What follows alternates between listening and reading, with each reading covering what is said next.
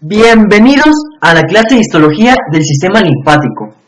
Como siempre, comenzaremos hablando por las generalidades. El sistema linfático es la base del sistema inmunitario, que es aquel que nos protege de todos los agentes patógenos extracelulares que nos pueden llegar a nosotros y causar una patología. Lo conforman el tejido linfático difuso, los nódulos linfáticos, los ganglios linfáticos, el vaso, la médula ósea y el timo. La célula principal del sistema linfático son los linfocitos, que se pueden clasificar generalmente en B, T y NK, Natural Killer. Aquí podemos ver una imagen de lo que sería el sistema linfático, en el cual encontramos diversos ganglios, vasos linfáticos, unos más importantes que otros, como es el conducto torácico. También encontramos órganos linfáticos, como es el timo, que es retroesternal, y también el vaso.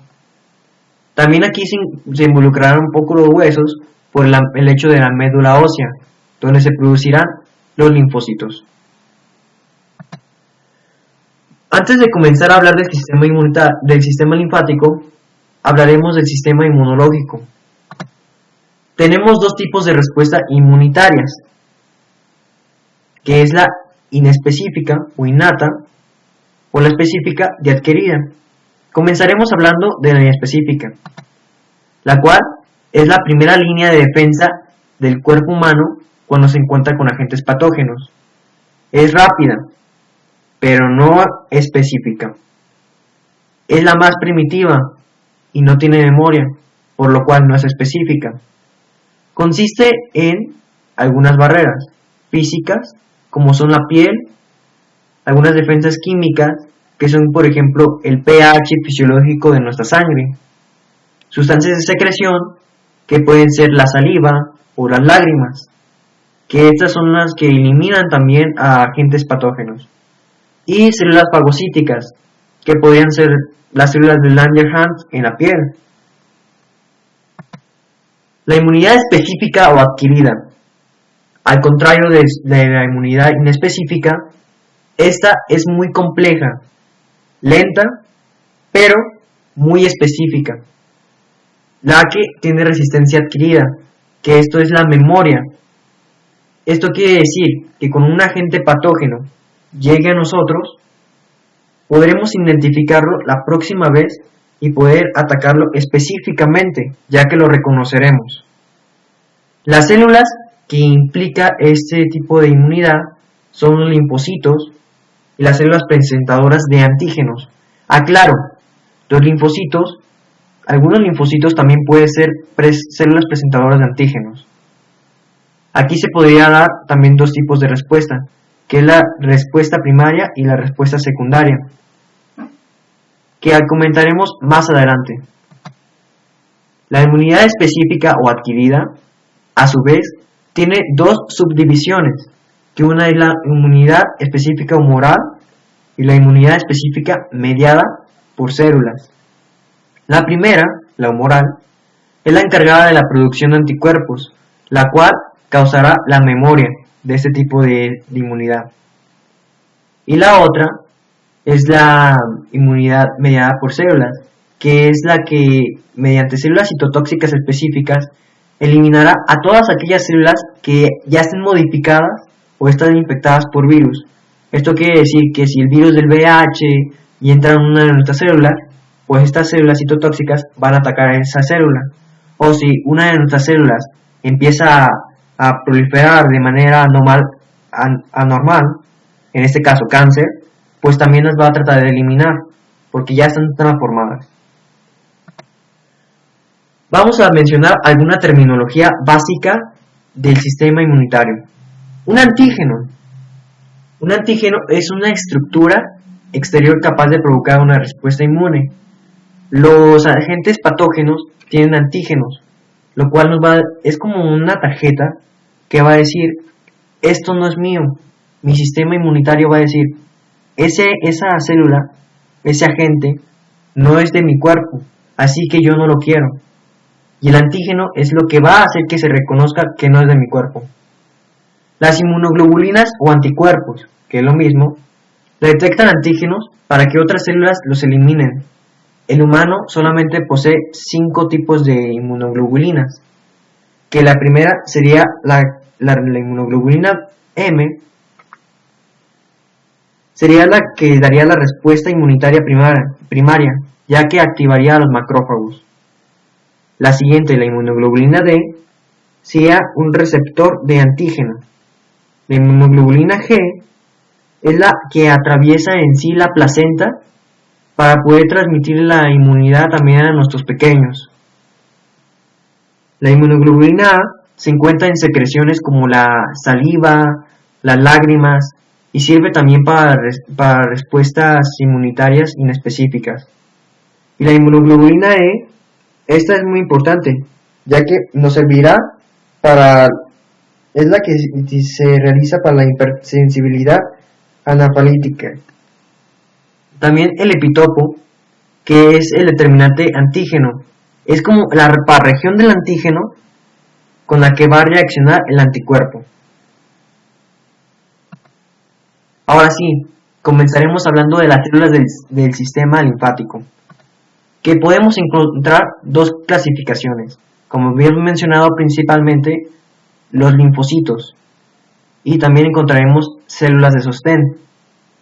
Los linfocitos se pueden clasificar, como ya habíamos mencionado, en linfocitos T, linfocitos B y linfocitos NK.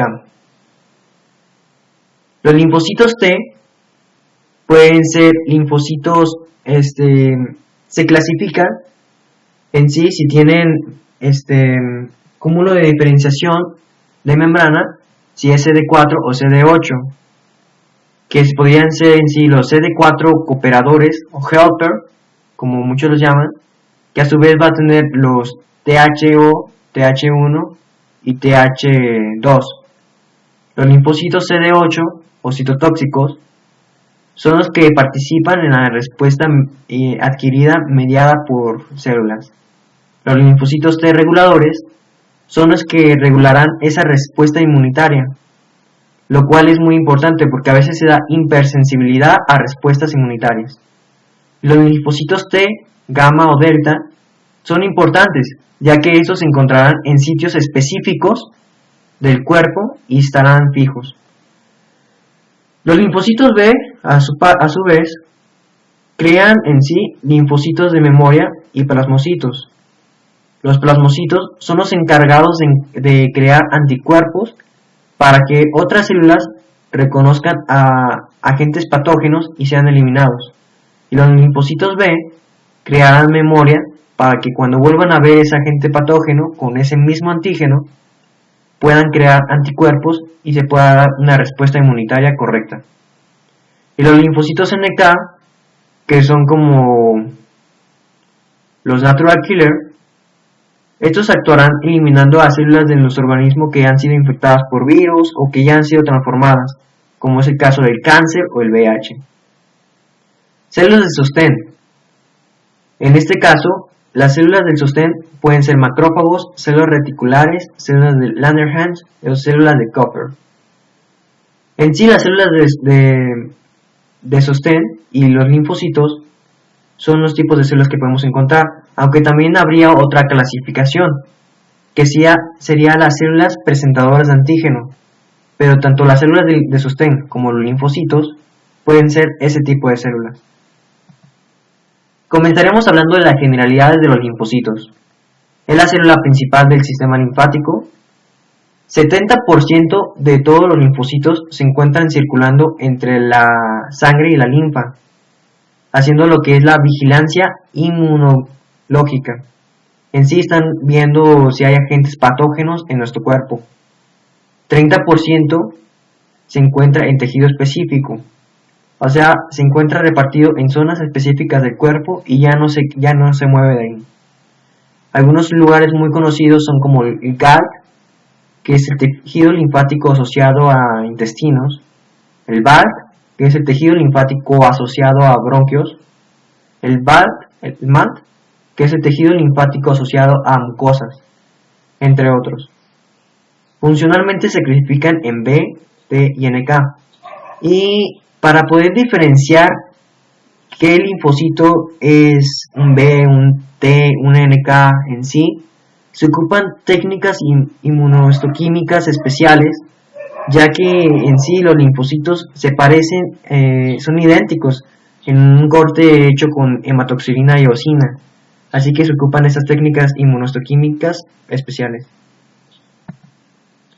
Los linfocitos T son el 60 a 80% de los linfocitos circulantes en sangre y en vasos linfáticos. Tienen su maduración en el timo, y es por eso que tienen linfocitos T, porque maduran en el timo. Participan en la inmunidad mediada por células. Se clasifican según en CD4 o en CD8. Los CD4, los helper, que también estos participarán en la inmunidad humoral, pueden ser el TH0, que es el que creará al TH1 y al TH2, que más adelante hablaremos de ellos. Los CD4 citotóxicos son los que participan en la inmunidad adquirida mediada por células. Los CD4 reguladores o supresores son los que inhibirán ese tipo de inmunidad, y los gamma y delta son los que se encuentran en los lugares específicos. Los linfocitos B, a su vez, reciben su nombre ya que la primera vez que se encontró a estos linfocitos fue en las bolsas de Fabricio, que se encuentran en algunas aves. En este caso fueron unos pollos. Muchas personas piensan que los linfocitos B reciben su nombre porque se maduran en el vaso, pero realmente no es así, sino que son de órganos bursoequivalentes, que más adelante hablaremos. Aquí están. Maduran en la médula ósea y también maduran en tejido linfático asociado a intestinos. Que la médula ósea y el tejido linfático asociado a intestinos son órganos conocidos como órganos bursoequivalentes. Son los que se encargan de la inmunidad humoral mediante la creación de linfocitos B con memoria y plasmocitos, que crearán anticuerpos. Y pues en sí estos son los que harán que se cree el complejo mayor de histocompatibilidad tipo 2. Los linfocitos NK o Natural Killer son aproximadamente del 5 al 10% de los linfocitos circulantes. Participan en la inmunidad innata. Esto quiere decir que se encuentran en las barreras y todo eso, para poder dar primera línea de defensa. Se encargan de eliminar a células que han sido infectadas por virus o que estén transformadas, en este caso cáncer. Utilizan algo que se llama perforinas y granzimas. Las perforinas funcionan como taladros que perforarán la membrana celular para que puedan entrar o den espacio a que las granzimas entren en la célula y esta granzima induzca a la apoptosis celular. Algo de comedia. Células presentadoras de antígeno. Como habíamos mencionado antes, tanto las células de sostén como los linfocitos pueden participar y ser células presentadoras de antígeno. Estas células interaccionan con los linfocitos T CD4. Son el sistema fagocítico mononuclear. Esto quiere decir que, como ya habíamos mencionado, existen unas células que se llaman los monocitos, y cuando estos monocitos migran a distintas partes del cuerpo humano, reciben distintos nombres, pero en sí son derivados de los monocitos. Por lo regular, estas células son macrófagos, células epitelio-reticulares, que se encuentran en el timo, células dendríticas, que se encuentran en los nódulos linfáticos o en la médula ósea, células de Langerhans en la piel, entre otras muchas más. Aquí podemos encontrar también un macrófago. En sí lo que hacen estas células presentadoras de antígeno es que cuando se encuentran con un factor patógeno, un agente patógeno, estas lo fagocitan y aquí ya están recibiendo el antígeno. Va a pasar un proceso va a procesar el antígeno dentro de la célula y después esta célula presentadora del antígeno mostrará lo que es el complejo mayor de histocompatibilidad tipo 2. Esta se recibirá por un linfocito, el cual ya podrá reconocer en sí a este tipo de antígeno y podrá actuar en la respuesta inmune. Aquí podemos hablar de los tipos del complejo de mayor histocompatibilidad, que es algo muy importante dentro de lo que es la inmunidad. Podemos encontrar que son dos tipos de complejo mayor de histocompatibilidad, que es el 1 y el tipo 2. El tipo 1 es el que se encuentra en cada una de las células de nuestro cuerpo. Todas las células de nuestro cuerpo tienen este complejo mayor de histocompatibilidad. Técnicamente, este complejo viaja desde el interior de la célula hasta el exterior. Se pone en la superficie externa de la membrana celular y cuando llega a una célula de defensa va a reconocer si nuestra célula está bien o está mal. Es como decir si la célula también se encuentra enferma o si la invadieron. Cuando llega un virus o cuando esta célula ya tiene un proceso de mutación, este complejo de histocompatibilidad tipo 1 demostrará a las células, en este caso NK o linfocitos CD8 citotóxicos, y detectará que están mal, así que esta célula será inducida a apoptosis. Por el contrario, las células presentadoras de antígeno son las únicas que pueden presentar este complejo mayor de histocompatibilidad tipo 2, que en sí son las que se presentarán por las células T, CD4 helper o cooperadoras y podrá activar a otras células que participarán en la respuesta inmune, detectando ya en sí al antígeno por los anticuerpos. Como habíamos mencionado, aquí encontramos lo que es el sistema fagocítico mononuclear, que de un monocito, cuando este viaja a distintas partes del cuerpo, recibe distintos nombres, pero son células con la misma función y son células presentadoras de antígeno.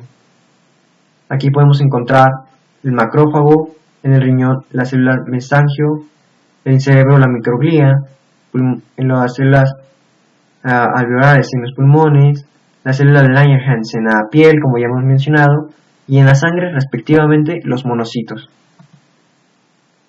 Estas derivan de la médula ósea. Desarrollo y diferenciación de los linfocitos. La diferenciación de los linfocitos se puede llevar en sí en dos pasos, que es la diferenciación antígeno independiente, que se dará en los órganos primarios. Esto quiere decir que no se da en un lugar específico, ya que es donde se están creando en sí, en la médula ósea, tejido linfático asociado a intestinos y en el timo. Por lo regular aún no reconocen bien a los antígenos y por eso tienen que ir a un órgano específico o órganos secundarios, ahora sí a madurar y hacer algo que se llama activación antígeno dependiente, en la que ya podrá reconocer una serie de antígenos y poder participar en la respuesta inmunológica. Esta se encuentra en los órganos linfáticos secundarios, que serían los nódulos linfáticos, los ganglios linfáticos, las amígdalas y el vaso. En sí aquí se darían como los linfocitos efectores y linfocitos con memoria, los cuales ya podrán recordar el tipo de antígeno y poder actuar en ese momento y dar una respuesta inmunitaria. Ahora sí, las respuestas inmunitarias frente a antígenos. Como bien mencionado, la respuesta inmunitaria específica puede tener una respuesta primaria y una secundaria. La primaria es cuando tienes el primer encuentro con un antígeno. No lo conoces, pero lo analizas mediante una célula presentadora de antígeno. que puede ser un linfocito B, y así se crearán células de memoria, que te recordarán cuando ese agente patógeno entre por segunda vez y lo reconocerás mejor, que sería una respuesta secundaria, que es más rápida e intensa, por el hecho de que ya hay células de memoria que ya reconocen a ese antígeno. Ya hay linfocitos de memoria y pues aquí podemos ver un tipo de gráfica en la que se vería la respuesta primaria, en la cual es la primera vez que se está teniendo contacto con ese antígeno. Vean el número de días que tiene que pasar para que se pueda reconocer bien y se cree una memoria acerca de ese agente patógeno.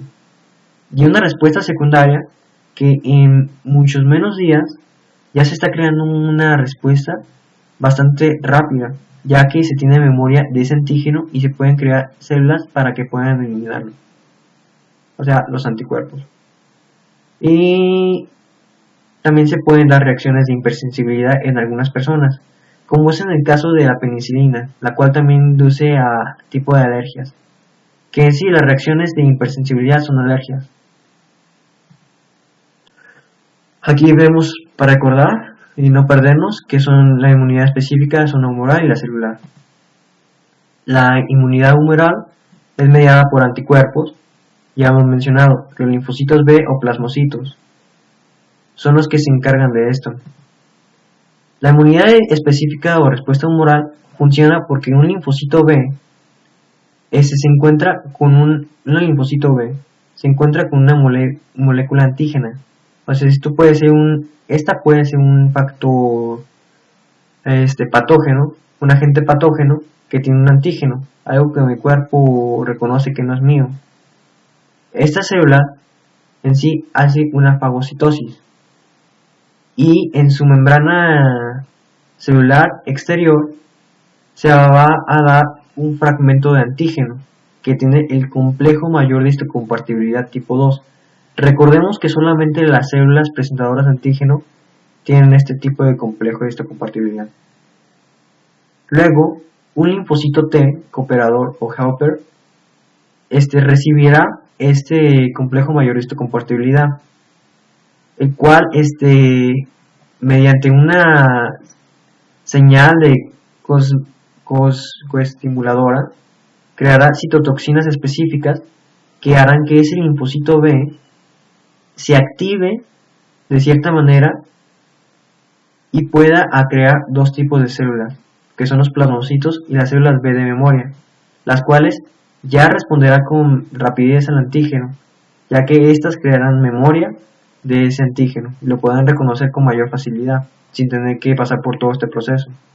Y los plasmocitos, que harán anticuerpos específicos que darán una respuesta mucho mayor cuando se encuentre con ese antígeno. Ya se creará el complejo antígeno-anticuerpo. Y aquí podemos verlo en una representación en la cual tenemos la célula presentadora antígeno, la cual está mostrando el complejo mayor de histocompatibilidad tipo 2. Luego, un linfocito helper viene y mediante la secreción de citocinas específicas van a activar este linfocito B y va a hacer que se diferencie en plasmocitos o linfocitos B de memoria. Y aquí podría ser otro proceso. Esa célula va a tener contacto con este antígeno. Luego una célula T va a recibir el complejo mayor de histocompatibilidad. En sí la célula B se va a diferenciar en célula plasmática o célula de memoria. La célula plasmática le va a dar los anticuerpos a los antígenos de los factores patógenos. Y estos complejos, una vez que el anticuerpo y el antígeno se unen, se crea como un tipo de señal que hace que una célula fagocítica llegue y elimina este factor patógeno. Y la célula de memoria recordará cuando vuelva a aparecer. Ahora, inmunidad celular es mediada por linfocitos T, destruyen células con virus o células extrañas modificadas y son las que participan en el rechazo de trasplantes, ya que reconocen que no es lo mío. En sí funciona así. Una interacción con ese antígeno, una vez que el linfocito T es activado, puede ser que sea una respuesta celular, en la cual linfocitos citotóxicos van a eliminar aquella célula que tenga un complejo mayor de histocompatibilidad 1 que refleje anomalías. Y esto es para recordar que habíamos dicho, el complejo mayor de histocompatibilidad tipo 1 se encuentra en todas las células de nuestro cuerpo, y el complejo mayor de histocompatibilidad tipo 2 solamente se encuentra en las células presentadoras de antígeno. Y así es como se vería. Ahora hablaremos de los linfocitos T reguladores. Son los 5% de todos los linfocitos T. Suprimen la formación de anticuerpos y reducen la capacidad de los linfocitos citotóxicos a la respuesta mediada por células. Esto quiere decir que estos linfocitos T reguladores controlan en sí la respuesta humoral o celular adquirida. También son muy importantes, ya que estos son los que participan en las reacciones de hipersensibilidad, o sea, las alergias, porque si tenemos una inmunidad que está hipersensible, pues tampoco vamos a estar bien del todo. Así que estas son como las que dicen, bájale de nivel. El sistema linfático. Este se clasifica en órganos linfáticos y sistemas linfoides. Los órganos linfáticos abarcan lo que es el timo, nódulos linfáticos y vasos. Los sistemas linfoides abarcan lo que es tejido linfático difuso y amígdalas. Los órganos linfáticos se clasifican en linforeticular, que es una red de células reticulares que rodean a células parenquimales. Estas incluyen a nódulos linfáticos, timo y vaso, y linfoepitelial, que incluyen las que son GAD, BAD, que son nodulares, y MALT difuso. El timo. Este es un órgano linfoepitelial. Se ubica en el mediastino superior y surge de la tercera a la cuarta bolsa faríngea. Se determina de desarrollar en la pubertad, que alcanza su peso máximo de 40 a 30 gramos, y después involuciona y es reemplazado por tejido adiposo, pero sigue habiendo linfocitos T, por lo que puede seguir teniendo alguna cierta inmunidad. Es el primer órgano en adquirir la función linfática. Está compuesta por una cápsula de tejido conjuntivo que contiene el colágeno tipo 1. Divide el órgano en lóbulos, tiene una corteza, una médula central, y esta se caracteriza por tener corpúsculos de Hazard. La corteza. En este se encuentran los linfocitos T maduros que están en la periferia. Estos se degeneran en el centro de la corteza. También tienen macrófagos y antígenos. Las células epitelio-reticulares. Estas células forman la red reticular, que es el estroma. Tienen forma de estrella y participan en la barrera hematotímica. Existen 6 tipos de células epitelio-reticulares y se caracterizan por sus uniones intercelulares y filamentos intermedios. Algunas tienen función como células presentadoras de antígenos y otras secretan citoquinas. Hay 6 tipos, como mencioné, 3 en la corteza, que son células epitelio-reticulares tipo 1, 2 y 3, también incluyen a los macrófagos, y en la médula, que se encuentran otras 3, que son el epitelio tipo 4, 5 y 6.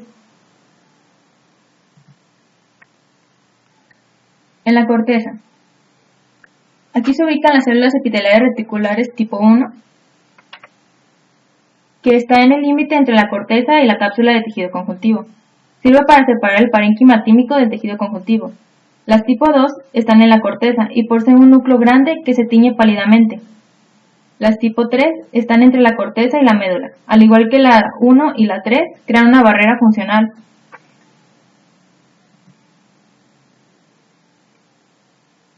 En la médula. Aquí se encuentran las células epitelio-reticulares tipo 4, entre la corteza y la médula, cerca de la tipo 3.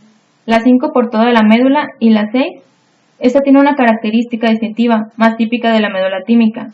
Los corpúsculos de Hazard son masas aisladas de células epitelio-reticulares, de tipo 6, muy juntas, que muestran núcleos aplanados. Y aquí se pueden ver las láminas del timo, explicando cada parte. Ese es el general.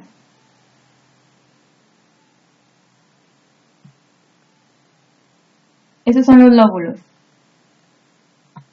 Los lobulillos.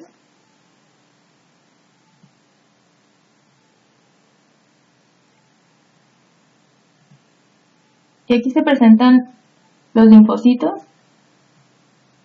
las células epitelio reticulares, el corpúsculo de Hazard, que como mencioné tienen núcleos aplanados.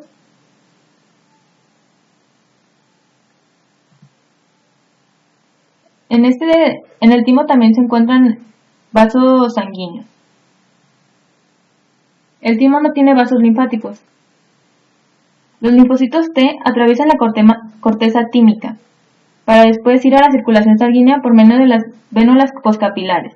De aquí tiene dos opciones: pueden convertirse en células sobrevivientes T o fijan su residencia en otros órganos linfáticos.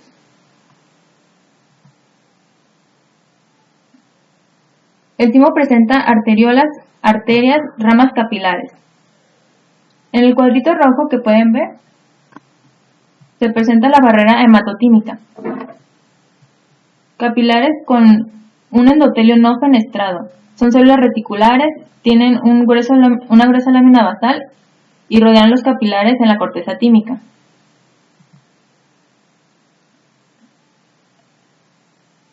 La educación de las células T depende de la interacción con las células epitelio reticulares del timo.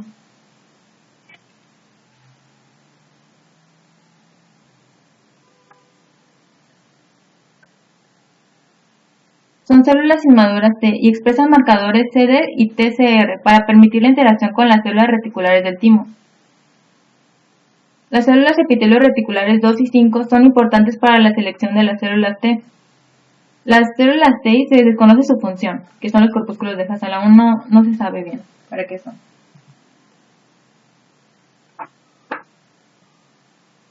La educación de los linfocitos T en el timo. Los linfoblastos T interactúan con las células epitelio reticulares por medio de una vía de señalización celular. De los linfocitos T que se ubican en la médula van a madurar en el timo, y las células que intervienen en la maduración de las células de los linfocitos T son las células epiteliales, células dendríticas y macrófagos. Aquí se puede ver el dibujo de lo que sería siendo la educación tímica, que en la corteza se encuentran los linfocitos inmaduros, donde van a hacer una selección positiva, y en la médula los linfocitos maduros, que ya es la selección negativa. Esta etapa de maduración empieza con maduración y diferenciación. Después sigue la etapa inicial negativa doble, que es cuando están los marcadores CD4 y CD8 que faltan, por eso se llama negativa doble. Aquí aparece el CD1, que sería la etapa intermedia, y la etapa doble positiva, que aparecen los marcadores CD4 y CD8. Las células epitelio reticulares 2 y 3 intervienen y después se crea una selección positiva. Estas ingresan a la médula de los linfocitos que sobreviven y se crea una selección negativa. En la selección positiva se determinan los linfocitos que pueden reconocer sus propios componentes. Y los que no pasan esta prueba, la barrera hematotímica evita las células T en la circulación general, permite que las células T de la educación y la selección. Estas sirven para la protección y es una barrera entre los linfocitos T y los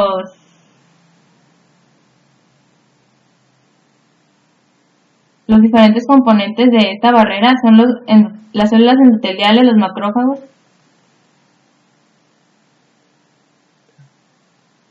Bueno, el vaso.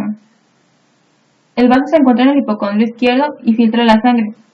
Sirve para eliminar eritrocitos envejecidos y es una respuesta inmunitaria.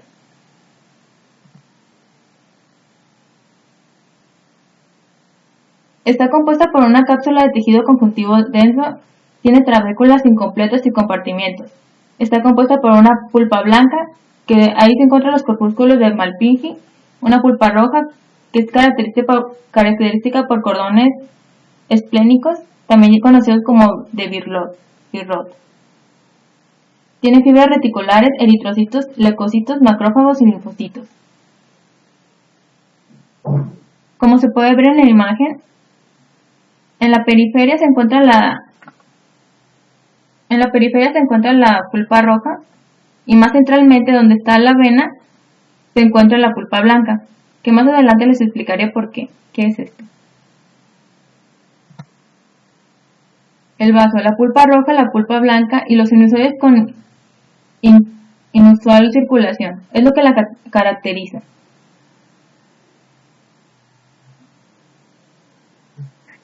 A ver.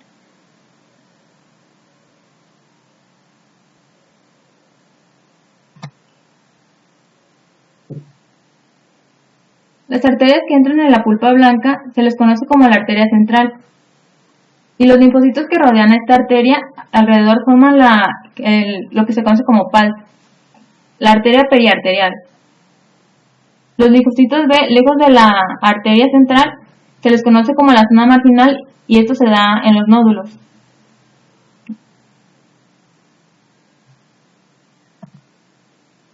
Estas son las laminillas del vaso. Aquí se puede apreciar el vaso en general. Esta es la pulpa roja. La pulpa blanca.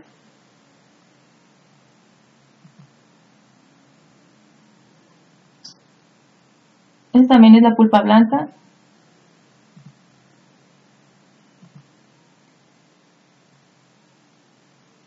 Esta es la zona marginal.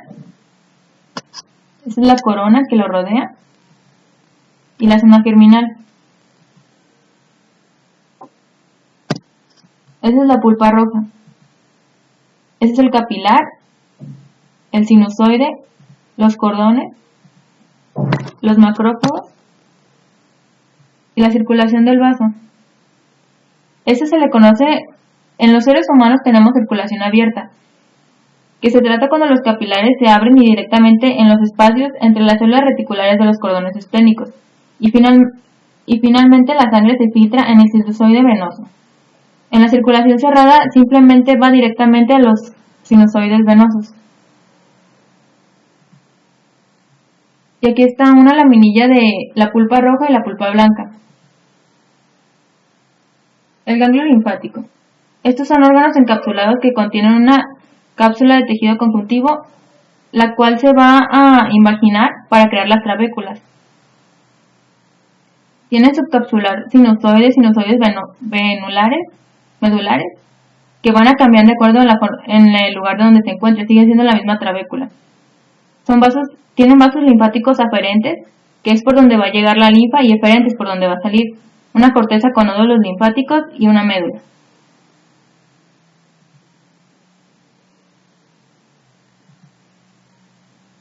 Esa es la laminilla del ganglio linfático.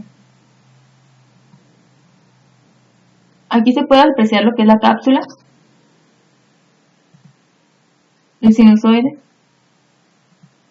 la corteza, los nódulos,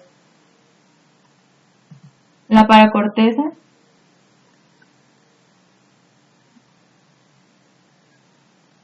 que es la que va a dividir a la corteza y a la médula, y la médula finalmente. Aquí se puede apreciar la que es la médula y los cordones M, los sinusoides y los vasos sanguíneos.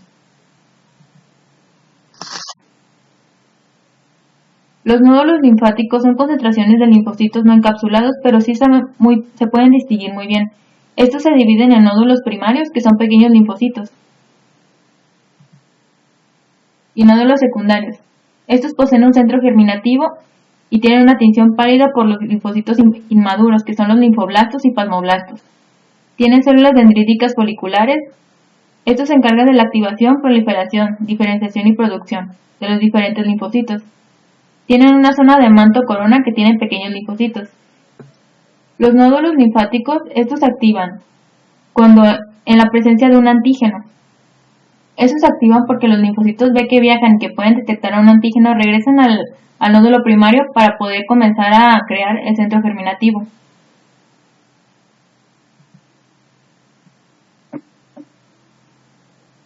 La circulación del linfática.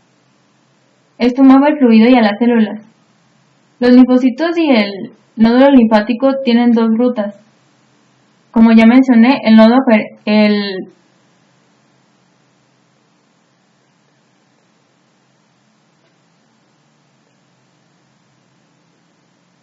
el aferente, que es cuando entra la linfa, y el eferente por donde sale. En la linfa van a encontrarse muchos linfocitos, que es otra vía de transporte.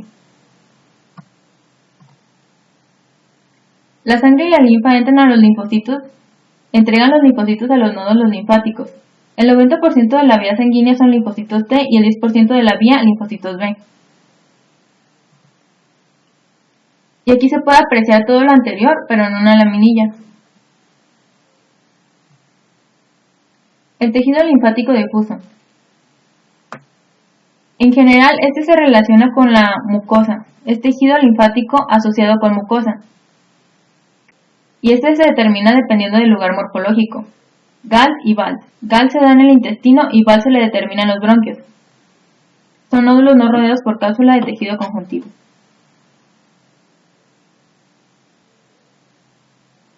También se considera otro término que se llama sal, que se da en la piel. Los linfocitos B se van a diferenciar en células plasmáticas y células B de memoria en los nódulos. Las células M, que son células presentadoras de antígeno en el epitelio sobre las placas de Peyer. Las células T, que son del antígeno, que van a reaccionar con el antígeno.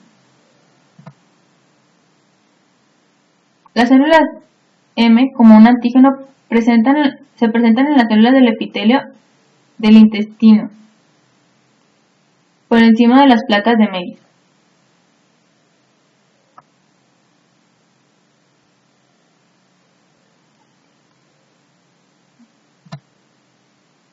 Aquí se puede ver una laminilla de lo que será el apéndice, el colon,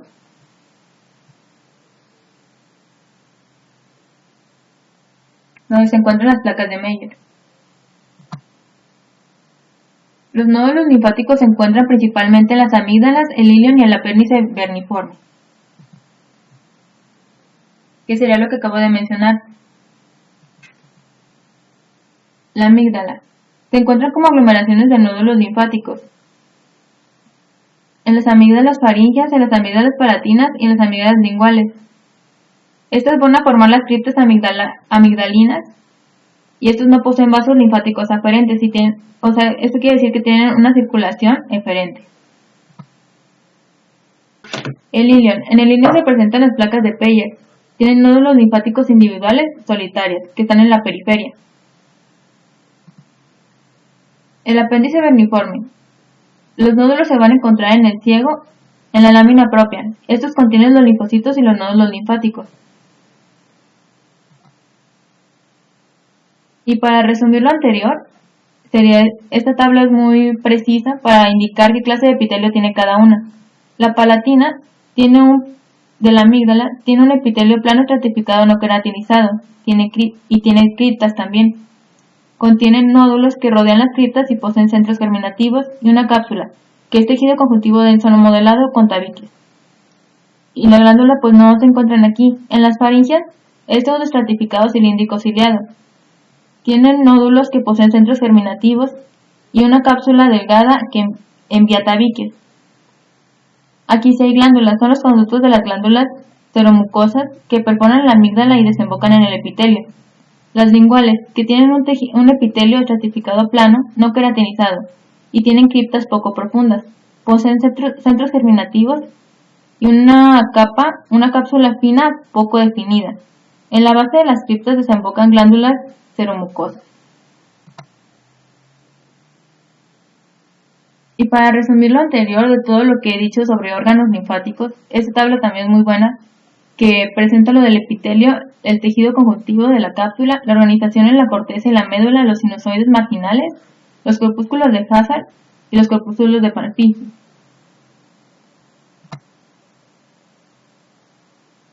Ahora mencionaremos un caso clínico referente a tejido linfático. Nos encontramos con una paciente femenina. Tiene 64 años y es jalisciense.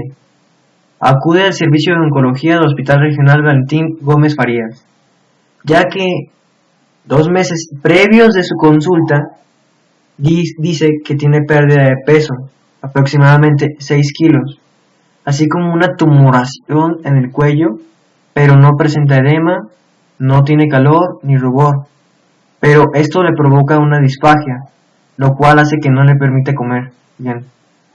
Fue enviada con una biopsia de aspiración de aguja fina y con un aparente diagnóstico de un bocio multinodular secundario a una tumoración folicular de tiroides. El examen físico que se realizó, todos los signos vitales salieron normales. Cuando se revisó las regiones anatómicas, se encontraron algunas anomalías, entre las que fueron en el cuello, se palpó el lóbulo tiroideo izquierdo fue irregular, ya que tenía una presencia de nodulaciones, que aproximadamente 1 centímetro, y múltiples adenopatías palpables, cervicales bilaterales. Se realizaron estudios, un ultrasonograma de cabeza y cuello, y se detectó un lóbulo izquierdo de tiroides de 2.6 por 2.7 por 3.8, con bordes irregulares de ecogenesia heterogénea. Se encuentran imágenes nodulares hipoecogénicas y en la región cervical derecha se encuentran nodulares hipocogénicos de aproximadamente de 5 a 26 milímetros, sugestivos de ganglios. Se empieza a sospechar. Biopsia por aspiración de aguja fina. Se realizó en la adenopatía del triángulo posterior del hemicuello derecho, reportando el histopatólogo un tumor folicular tomándose como diagnóstico de trabajo. Ya se empieza a sospechar que tiene algún linfoma. Se realiza tiroidectomía total con exploración de disección radical modificada anterolateral ganglionar del hemicuello derecho. Con los hallazgos transoperatorios se encontró que en el lóbulo tiroideo derecho aumentó de tamaño y se tomó una biopsia y se envía a patología, cuyo resultado no concluyó a malignidad, por suerte. Luego se hizo una biopsia transoperatoria y una disección ganglionar extensa de mi cuello derecho y se evidenció neoplasia linfoproliferativa, y esto fue el motivo por el que se realizó una tiroidectomía total y linfadectomía ganglionar derecha del cuello. Esto quiere decir que se removió el tiroides y se removieron los ganglios en sí linfáticos de la derecha del cuello, ya que hubiera sido mucho peor dejarlos. El diagnóstico en sí definitivo de esta patología que tiene esta mujer, según el histopatólogo definitivo, es un linfoma de Hodgkin, que en tipo celularidad mixta, etapa 1E, con infiltración de glándulas tiroides y nódulo CD30 positivo. Es muy raro encontrarte un caso clínico de eso de linfoma de Hodgkin, pero relacionado con glándula tiroides. Aquí podemos encontrar una laminilla en la cual tenemos el tejido tiroideo que contrasta con el tejido linfoide. Esto es de hematoxilina y eosina al aumento 10.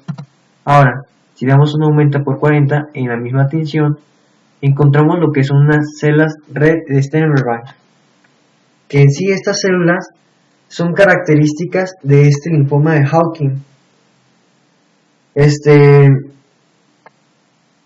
Si damos un aumento ahora más preciso para poder verlas, podemos encontrar este tipo de células que, pues la verdad, una vez que se encuentran, se diagnostica que ahora sí se posee un linfoma de Hodgkin. También se podría detectar que se tiene un linfoma si se encuentran también células CD15 que se expresan positivamente, pero en este caso solamente fueron células CD30 que se diagnosticaron positivos. Ahora, con un examen de inmunohistoquímica, porque recuerden, las células tienen un complejo de diferenciación en sí, y pues de linfocitos a otros pues no podemos diferenciarlos, por eso se ocupa hacer una inmunohistoquímica, en la cual podemos detectar que si es un CD30, un linfocito CD30, porque ya se detectó por la inmunohistoquímica y resulta positivo. En sí, el linfoma de Hodgkin primario de tiroides es una proliferación neoplásica. Se detecta por la presencia de células red Sternberg que pueden ser CD30 o CD15 positivos, y en este caso fueron CD30 positivos solamente. Es muy poco frecuente este tipo de patología y se da más frecuente en mujeres. Sin más que decir, y si llega a tener dudas, pueden poner un comentario debajo y lo trataremos de responder. Bueno.